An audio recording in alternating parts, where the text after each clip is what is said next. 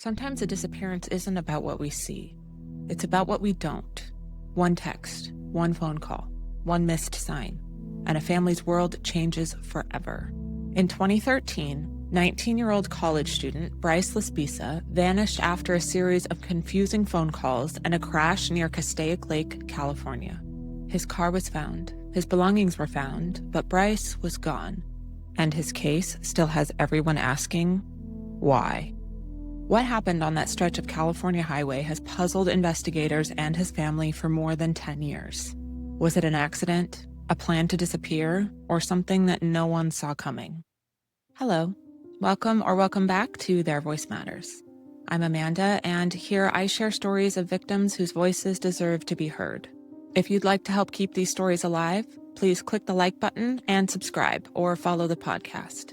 It really helps more people discover stories just like this one.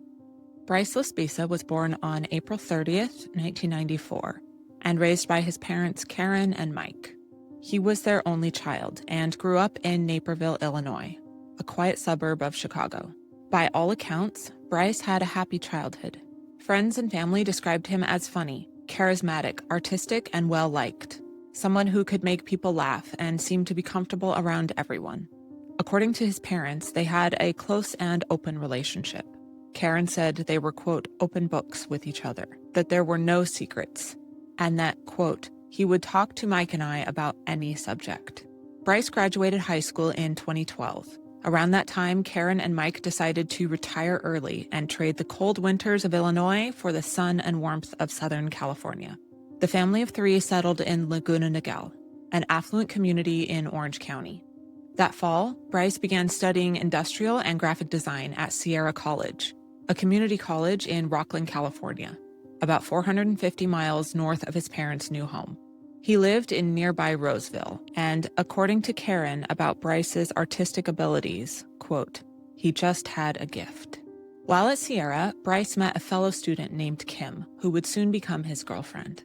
After the school year ended, he spent the summer of 2013 back home with his parents in Laguna Niguel. By mid-August, he returned to Roseville for the start of the fall semester. Karen later said that when they dropped him off, Bryce seemed happy and excited to be back at school, ready to settle into another semester of classes and time with friends. By all accounts, the semester got underway smoothly. Karen spoke with Bryce on the phone and said he seemed upbeat, talking about his classes and plans for the week. Not long after the semester began, Bryce's friends and his girlfriend Kim started noticing serious changes in his behavior. They said he seemed different, like his entire personality had shifted almost overnight. Bryce was acting recklessly and drinking heavily, often hard liquor. According to his roommate Sean, the change seemed to start after one particular night when Bryce stayed up with a friend, drinking, playing video games, and taking Vyvanse, a stimulant medication similar to Adderall.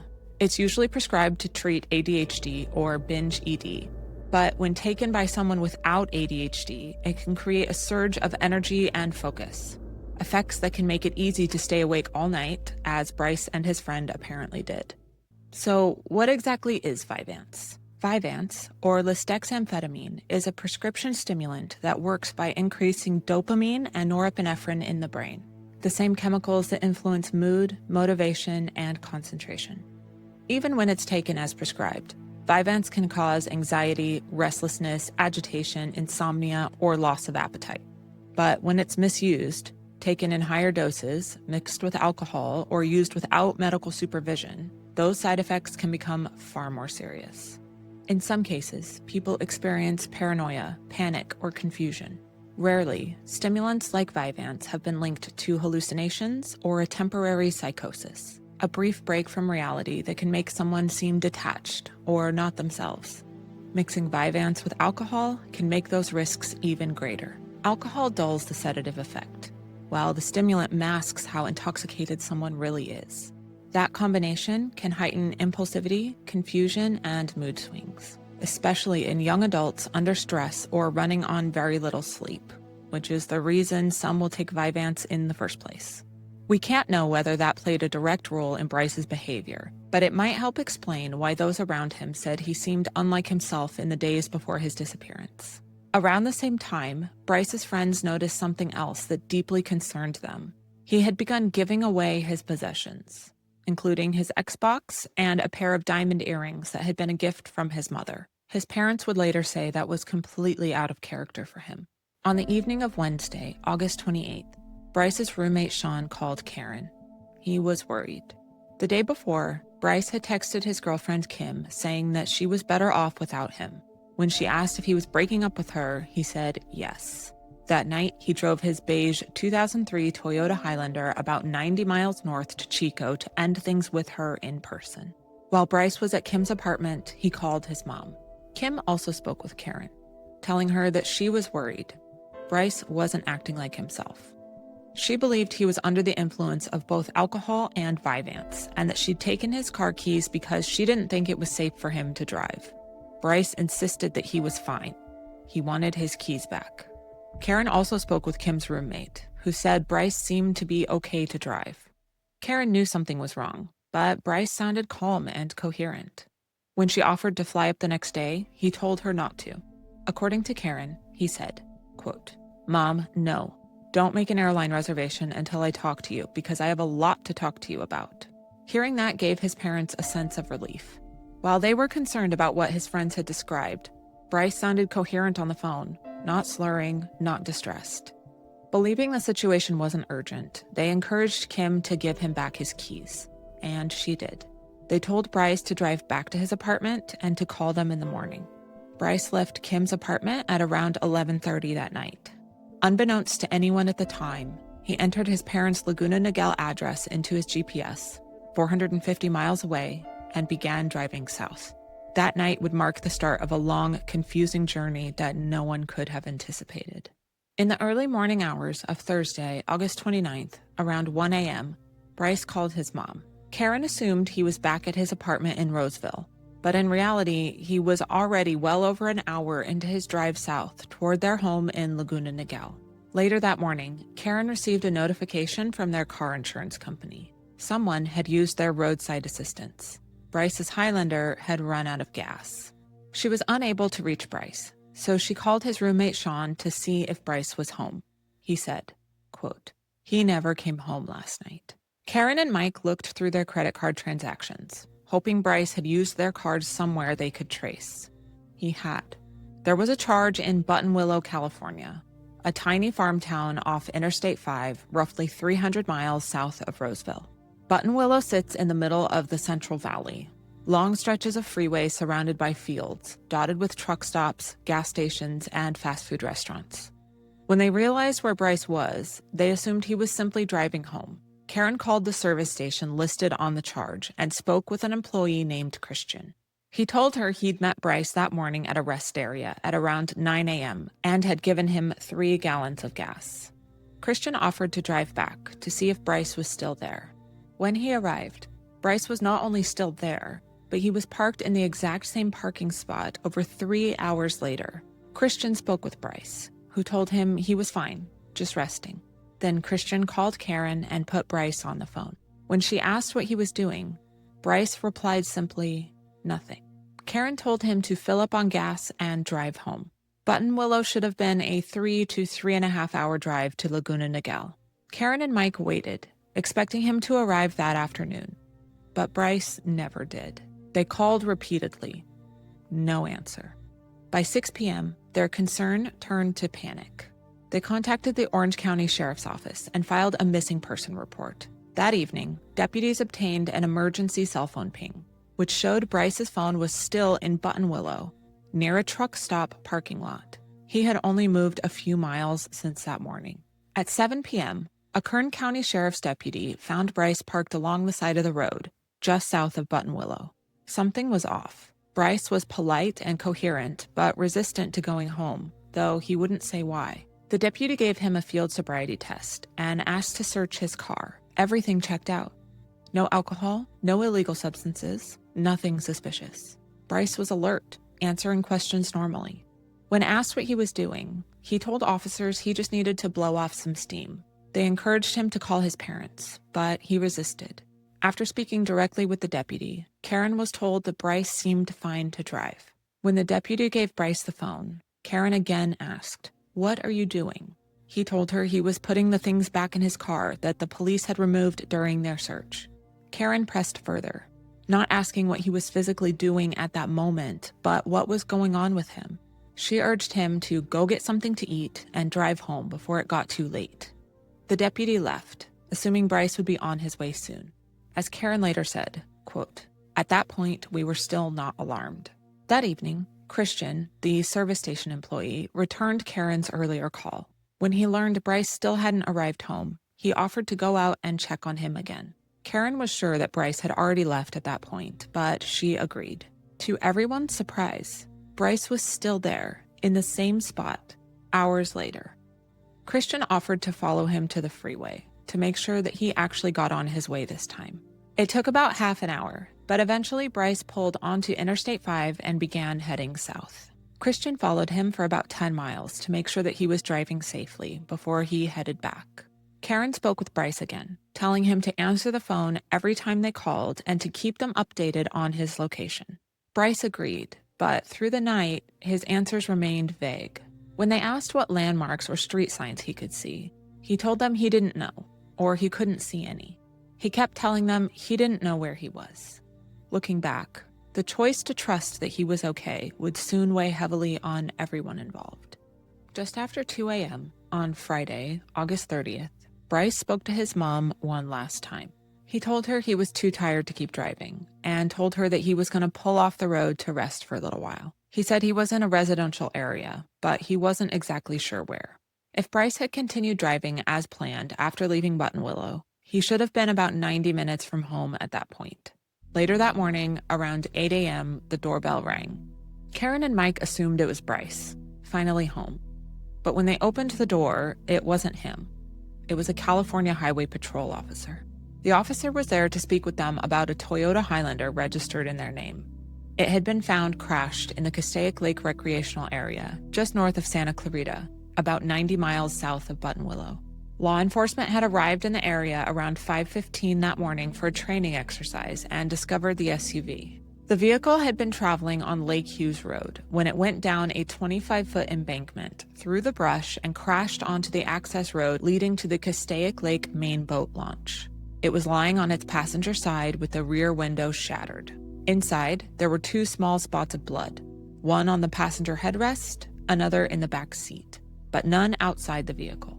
Officers didn't believe that Bryce had been seriously injured in the crash. They determined that Bryce had likely used an emergency tool to break the back window and climb out. All of his belongings were found nearby. His phone and laptop were still in the car. Outside, officers found his wallet containing his credit cards and a duffel bag filled with clothing and personal items. The only thing missing was Bryce. Like many people who have heard Bryce's story, I found myself asking the same question others have asked for years. Why didn't his parents just go get him? Buttonwillow was only about 3.5 hours north, and he'd been sitting there for over 12 hours, not moving. It's easy, looking back, to see that he was clearly in crisis. But I think it's only fair to recognize that that reaction comes from the benefit of hindsight. At the time, his parents were saying they were relying on updates from Bryce himself. Updates that made it sound like he was tired, maybe upset, but ultimately okay. They couldn't have known how the night would end. According to Karen, Mike went to the crash site that same day. The California Highway Patrol soon transferred the case to the Los Angeles County Sheriff's Department, and a large-scale search began immediately. Hundreds of deputies and volunteers took part. Planes and helicopters searched from above. Teams on foot, horseback, and ATVs combed the surrounding area, while divers and boats searched the lake. Tracking dogs were brought in, and local hospitals and media outlets were notified. Flyers went up across the region, and community members joined in the effort. But there was no trace of Bryce. When police began their search of the area around the crash site, they expected to find Bryce nearby, injured, disoriented, or waiting for help. But as hours turned into days, there was no sign of him. Karen later said, quote, "It's a nightmare that you can't wake up from." 5 days after Bryce disappeared, a jogger in the Castaic Lake recreation area spotted a fire roughly 3 miles from where his car had crashed. Fires aren't uncommon in the dry hills of Southern California, and they can spread quickly. Locals are vigilant, especially since the surrounding landscape has burned several times in recent years. The jogger called 911, and firefighters responded immediately. But when they arrived, they realized it wasn't just a small brush fire. It was a burning body. For a brief moment, everyone feared the worst, that it might be Bryce. But forensic testing soon confirmed the remains belonged to a man from Los Angeles who was the victim of an unrelated homicide. Bryce was still missing. From the limited blood evidence inside the car, investigators and the family believed Bryce likely hadn't been seriously injured. They thought it was possible he'd suffered a concussion and had wandered away from the scene disoriented and in need of help. Tire marks at the top of the embankment suggested the Highlander had accelerated downhill before crashing. Investigators theorized Bryce might have been attempting to drive into the lake, possibly as an act of self-harm. But the car instead struck the service road below and landed on its side. 9 days after the crash, 2 separate scent dogs were brought in to track Bryce's movements. Using his clothing as a reference, both dogs independently followed the same trail. From the crash site to the nearby dam, across the road and down a spillway on the west side of the dam, ending near a truck stop on Castaic Road between Lake Hughes Drive and Ridge Route Road, close to Interstate 5. At that point, both dogs lost the scent. Investigators also reviewed surveillance footage from a camera on Lake Hughes Road that photographs the rear license plate of every vehicle that passes. Bryce's Highlander was captured twice.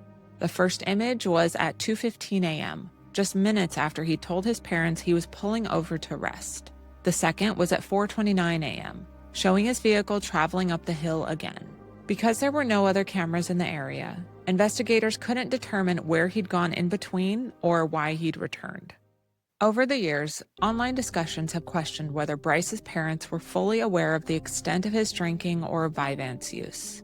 His friends had been concerned enough to contact them before his disappearance, while Karen and Mike said they believed his behavior was just typical teenage experimentation, nothing serious or shameful.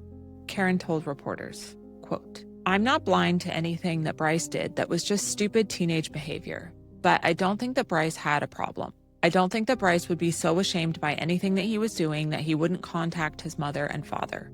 To be clear, there's no evidence that the family withheld information from investigators.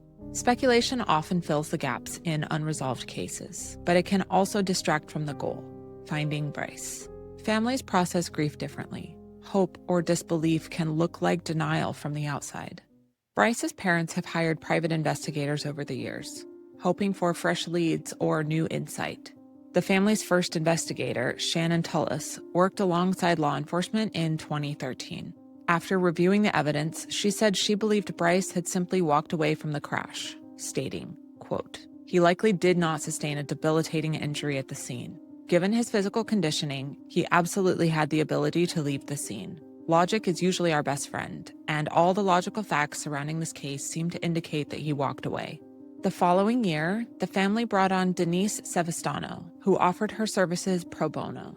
Sevastano believed Bryce was trying to make it home, but that something stopped him. She felt, as his parents did, that he likely hadn't chosen to abandon his life and speculated he could have died or could be living with amnesia. That belief, that there's no other explanation, has remained consistent with the family's view of the case ever since. Over the years, several theories have emerged about what might have happened to Bryce Laspisa. When he gave away his possessions, things that were important to him, like his Xbox and the diamond earrings his mother had given him, people began to wonder what that meant. Giving away personal items can sometimes be a sign that someone is preparing to leave, either to start over somewhere new or because they don't expect to return. And then there's the comment Bryce made to his mom the night he left his ex-girlfriend's apartment, that he, quote, had a lot to talk to her about. It's left many people asking what he meant. Had he gotten into some kind of trouble? Was he struggling with his mental health, substance use, or maybe even something else entirely? Theory 1, he took his own life. Investigators said they believed it's possible that Bryce intended to drive his SUV into Castaic Lake and to end his life, but the vehicle struck the embankment instead and rolled onto the service road below.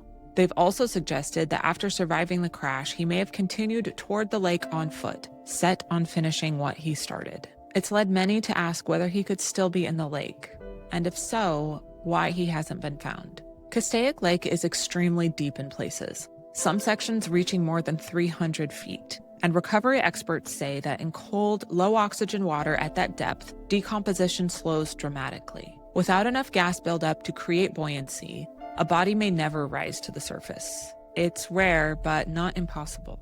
Bryce was a lean young man, and that actually matters a lot here. Body composition affects buoyancy. Fat tissue floats more easily than muscle. In cold, deep water like Castaic Lake, a lean person's body could take much longer to surface, or possibly never rise at all, especially if it became trapped below. 2 years after Bryce disappeared, his parents hired sonar specialists to scan the deep area of the lake near where his car had crashed. For 2 days, they searched in a grid pattern but found nothing. Private investigator Denise Sevastano believed that if Bryce had intended to harm himself, he may have chosen the deeper part of the lake, though it's not known whether he even knew how deep it was. Law enforcement has said that if Bryce died near the crash site, they likely would have found him during their extensive searches. But if he ended up in the deepest part of the lake, that could explain why he's never been recovered. There's also been no trace of activity on any of Bryce's personal records. Not his fingerprints, driver's license, social security number, passport, or bank accounts, since the day he vanished. If Bryce didn't lose his life near the crash site, investigators and volunteers have long wondered whether he might have walked away from the lake entirely. Theory 2, the truck stop. 2 different scent tracking dogs followed Bryce's trail from the crash site to a truck stop near the busy I-5 freeway. Both lost his scent there. That detail has led investigators and the public to believe Bryce may have left the area in another vehicle. If he accepted a ride, whether it was something he planned in advance or a spontaneous decision, what happened next is unknown. From here, the theories divide into a few directions. Some believe Bryce may still have been intent on ending his life, just not at the lake. He could have hitchhiked or accepted a ride, traveled elsewhere, and died in a remote location where his remains have never been found. Because so much time has passed without any trace of him, this remains a possibility, though one with no direct evidence to support it. Another theory suggests Bryce may have crossed paths with the wrong person. If he was injured, confused, or emotionally unstable, he might have appeared vulnerable, an easy target for someone with bad intentions. He could have accepted what he thought was a helpful ride and was instead met with harm. There's no physical evidence to confirm this, but it's a possibility that can't be ruled out. The burned body discovered in the same area after his disappearance, though unrelated, added to public unease that something dangerous may have happened there. If Bryce didn't end his life after leaving the crash site, and if he wasn't harmed by someone else, the only remaining explanations are that he either left by choice or that he's alive but doesn't remember who he is. Those 2 ideas form the final and perhaps most debated possibilities. Theory 3, starting a new life.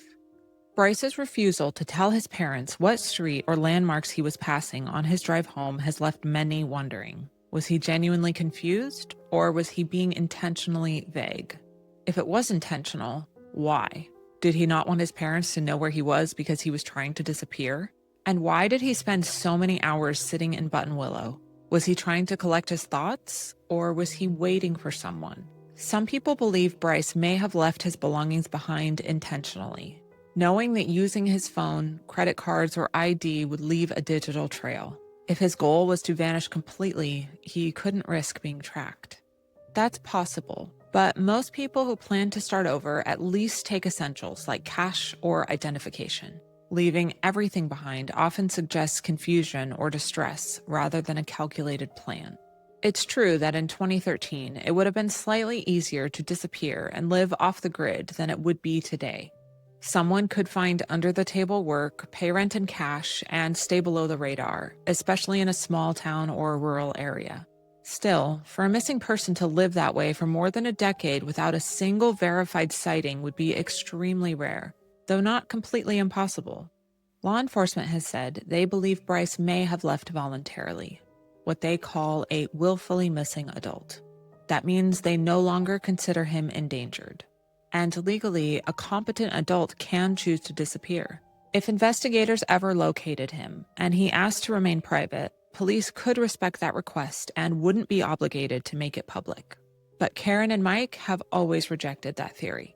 Karen said, quote, "There's absolutely no way that he would be out there without calling mom and dad. He would never just walk away. Never." Over the years, there have been numerous reported sightings of Bryce along the West Coast, especially in Oregon and more recently in Montana, but none have ever been verified to be Bryce. His uncle David said, quote, "We get the word of a possible sighting and it brings you way up, and then you find out, oh, it's not Bryce, and it brings you way down." The family's first private investigator, Shannon Tullis, pointed out that Bryce had every legal right to leave if that was his choice.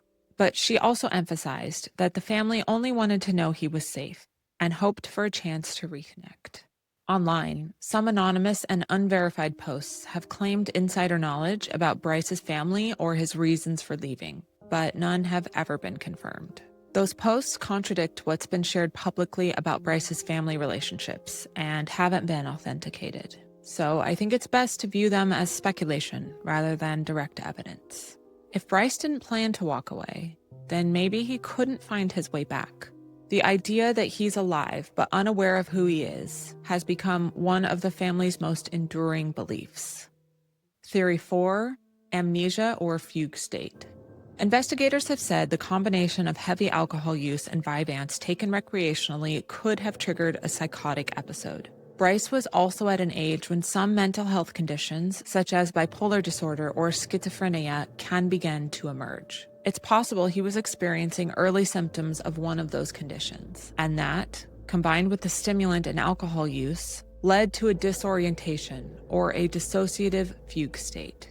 Bryce's mother has said that if her son is still alive, she believes he may not know who he is, that he could be living somewhere with amnesia or memory loss from a head injury sustained in the crash. And while there have been cases of people who disappear and reappear later with no memory of who they are, the situations typically resolve in a few days or weeks, not over a decade.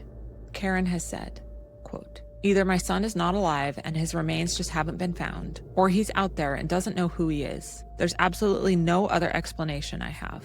In Bryce's case, without any confirmed sightings, there's simply no way to know whether this explanation fits, only that it reflects a mother's hope that her son might still be out there somewhere. After more than a decade, none of these theories fully explain what happened to Bryce Laspisa. Every possibility leaves major questions unanswered. Whether it's how he vanished without a trace, why 2 scent dogs led to the freeway, or what caused the sudden change in his behavior during those final days.